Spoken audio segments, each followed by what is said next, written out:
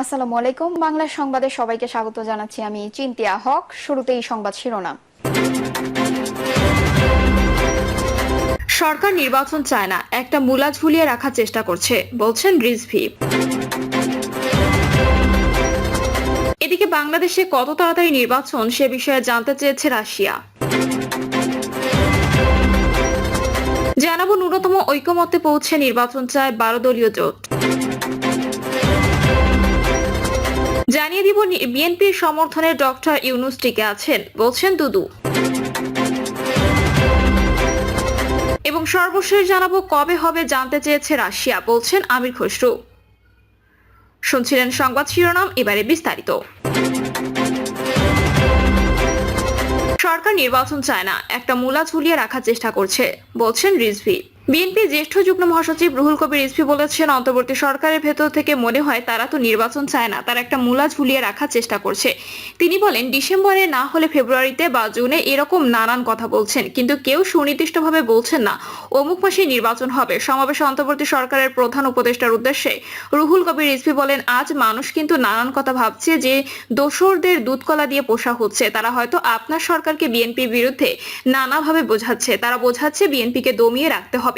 বিএনপির এই মুখপাত্র বলেন, এই যে নির্বাচন নিয়ে সরকারের টালবাহানা আজ দিনকে দিন, কিন্তু দেশ তার যে 71-এর অহংকার এবং 24-এর 5ই আগস্টের যে অহংকার, সে অহংকার মিলিয়ে মানুষের যে প্রত্যাশা বহুদলীয় বহুমাত্রিক গণতন্ত্র প্রতিষ্ঠা, এটা তো এখনো প্রতিষ্ঠা হয়নি। সেই সুযোগ অনেকে নস্যাৎ করে দেওয়ার চেষ্টা করছে।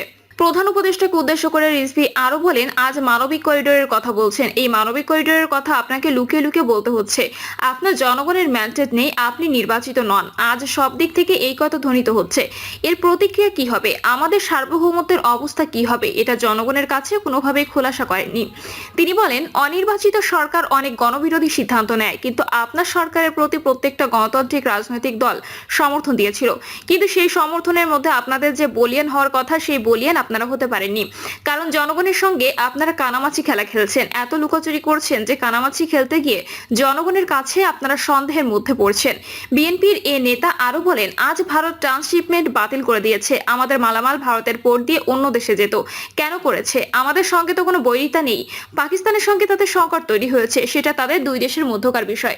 তাহলে আজ যে দিল্লি একের পর এক বাংলাদেশ বিরোধী ভূমিকা রাখছে, আমরা তো সেই শেখ হাসিনার মতোই দেখছি। আপনাদের কোনো প্রতিবাদ নেই, কোনো উচ্চ কণ্ঠ নেই। এটা করলে আমাদের বিকল্প কি, এটাও তো জনগণের কাছে খোলাসা করা উচিত। তাদের মালামাল যাবে আমাদের দেশের উপর দিয়ে, আমাদের নৌপথ সড়কপথ ব্যবহার করবে, কিন্তু আমাদের ট্রান্সশিপমেন্ট যে ব্যবস্থা ভারতের সঙ্গে ছিল সেটা তারা বন্ধ করে দিল।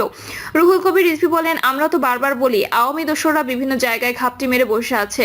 যারা বিএনপির বিরোধী, বেগম খালেদা জিয়া বিরোধী, তারা প্রশাসনে আছে এবং গিরগিটির মতো রং পরিবর্তন করছে।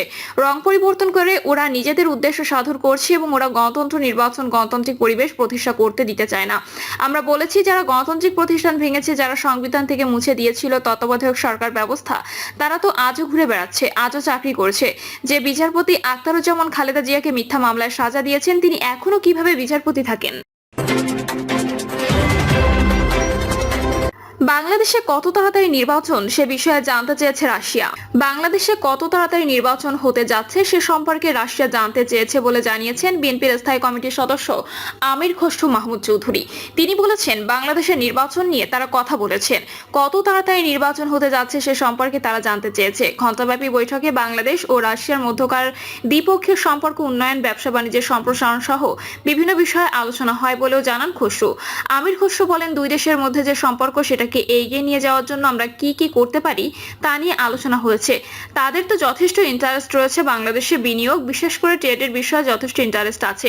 তিনি বলেন, রাশিয়ার সঙ্গে আমাদের সম্পর্ক দীর্ঘদিনের। রাশিয়া একটি এনার্জি রিচ কান্ট্রি, এই ক্ষেত্রে দুই দেশের মধ্যে কি ধরনের সহযোগিতা হতে পারে তা নিয়ে আলোচনা রয়েছে।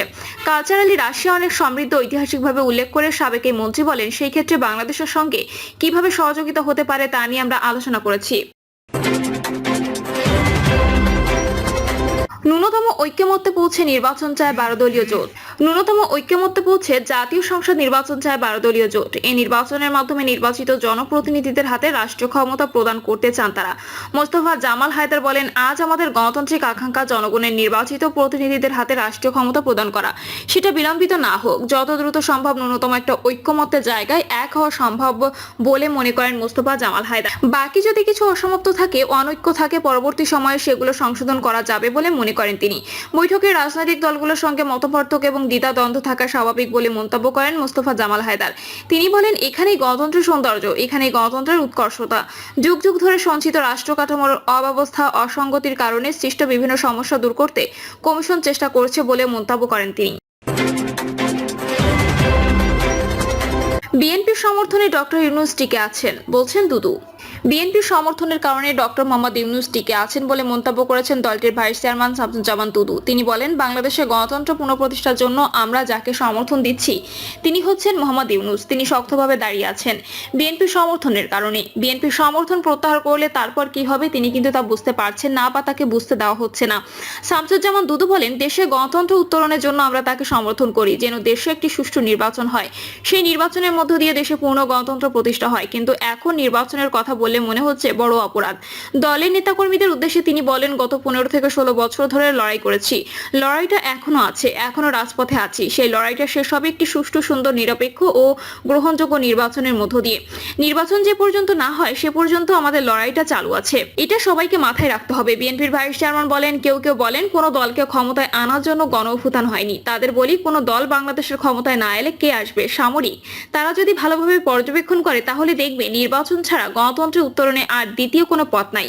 দুদু বলেন, বাংলাদেশকে বহিঃশত্রু থেকে বাঁচাতে দেশের ভেতরে যেসব শত্রু আছে তাদের মোকাবিলায় দেশকে বিকশিত সত্যিকারের বাংলাদেশে রূপান্তরিত করতে হলে একটি রাজনৈতিক সরকার দরকার।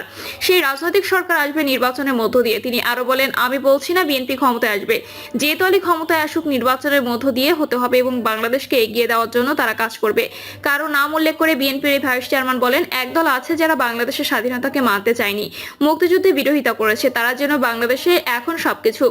দেশের সবাই জানে, আমরাও জানি, বিএনপি ছাড়া দেশে আর দ্বিতীয় কোনো দল নাই যারা ক্ষমতায় আসবে, যারা দেশের গণতন্ত্র পুনঃপ্রতিষ্ঠা করবে। যারা বিএনপিকে বাদ দিতে চায় তাদের বলবো, শহীদ প্রেসিডেন্ট জিয়াউর রহমান, দেশনেত্রী খালেদা জিয়া, আমাদের ভারপ্রাপ্ত চেয়ারম্যান তারেক রহমান এবং সুনীল গুপ্ত, এদের দিকে তাকান, তাহলে বুঝবেন রাস্তা সোজা নাকি আঁকাবাঁকা। সাবেক মন্ত্রী সুনীল গুপ্তের স্মৃতিচারণ করে তিনি বলেন, সুনীল গুপ্ত ইতিহাসের পাতায় জাতীয়তাবাদীর প্রগতিশীল রাজনীতিক অন্যতম দিকপাল।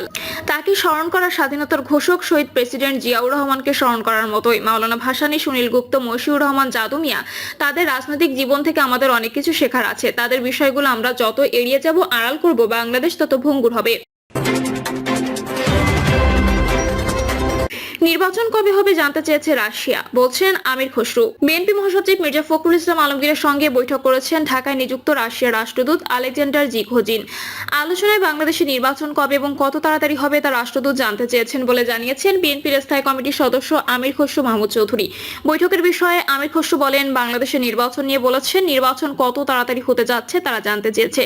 এক প্রশ্নের জবাবে তিনি বলেন, নির্বাচন কবে, কত তাড়াতাড়ি হবে? সবাই তো একটা নির্বাচিত সরকারের সঙ্গে কাজ করতে চায়, একটা কমফোর্ট আছে সকলের, সেজন্য তো সবাই অপেক্ষা করছে। শুধু রাশিয়া নয়, সবাই চাচ্ছেন নির্বাচনের মাধ্যমে নির্বাচিত সরকার আসলে এই সিদ্ধান্তগুলো নিতে অনেক সহজ হয়ে যাবে। স্বাভাবিকভাবে সবাই নির্বাচিত সরকারের জন্য অপেক্ষা করছে। রূপপুর পারমাণবিক বিদ্যুৎ কেন্দ্র প্রসঙ্গে এক প্রশ্নের জবাবে খসরু বলেন, হ্যাঁ, ওটার জন্য তারা অপেক্ষা করছেন। বাংলাদেশের দিক থেকেও কোঅপারেশন চাচ্ছেন তারা। সমাপ্তি করতে হবে এটি প্রজেক্ট, এটা সমাপ্তির পর্যায়ে। বাংলাদেশের সেখান থেকে বড় একটা বিনিয়োগ হয়েছে, সেখানে প্রশ্নবিদ্ধ আছে অনেক কিছু, সেটি ভিন্ন আলোচনা। তিনি বলেন, আমাদের দুই দেশের মধ্যে যে সম্পর্ক, এটাকে এগিয়ে নিয়ে যাওয়ার জন্য আগামী দিনে কি করব আমরা? বাংলাদেশের সঙ্গে তো রাশিয়ার সম্পর্ক অনেক দিনের, স্বাধীনতা যুদ্ধ থেকে শুরু করে। তাদের তো যথেষ্ট ইনভেস্টর রয়েছে বাংলাদেশে বিনিয়োগের জন্য। প্রিয় দর্শক, এই ছিল এখনকার সর্বশেষ সংবাদ। আপডেট সব সংবাদ পেতে চ্যানেলটি সাবস্ক্রাইব করে বেল আইকনটি ক্লিক করে রাখুন।